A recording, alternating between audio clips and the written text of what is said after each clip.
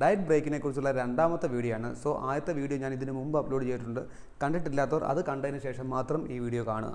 നമ്മൾ 3 മാസത്തെ ഹെവി ഡയറ്റിന് ശേഷം ഡയറ്റിൽ നിന്നും ചെറിയൊരു ബ്രേക്ക് എടുക്കുന്നതിനെയാണ് ഡയറ്റ് ബ്രേക്ക് എന്ന് പറയുന്നത്. ഈ വീഡിയോയിൽ നമ്മൾ പോയിന്റ് ഔട്ട് ചെയ്യുന്നത് നമ്മൾ ഡയറ്റ് ബ്രേക്ക് എടുക്കേണ്ട സമയമാകുമ്പോൾ നമ്മളുടെ ബോഡി കുറച്ച് സൈൻസ് കാണിക്കും. Sign number 1, no sleep or sleep disturbance. അതായത് നിങ്ങൾക്ക് ഉറങ്ങാനേ കഴിയുന്നില്ല, അല്ലെങ്കിൽ നിങ്ങൾക്ക് ഉറക്കത്തിൻ്റെ ഇടയ്ക്കിടയ്ക്ക് നിങ്ങൾ ഞെട്ടി എണീക്കുന്നു. സോ നിങ്ങൾക്ക് ഇങ്ങനെ അനുഭവപ്പെടുന്നുണ്ടെങ്കിൽ this is time to take a break from your diet. Number 2, feeling heaviness or fatigue. നിങ്ങൾക്ക് വളരെയധികം ക്ഷീണം അനുഭവപ്പെടുന്നുണ്ട്, നിങ്ങൾക്കുള്ള ബോഡി വെയ്റ്റിനേക്കാൾ കൂടുതൽ നിങ്ങൾക്ക് ഹെവിനെസ് ഫീൽ ചെയ്യുന്നുണ്ട്.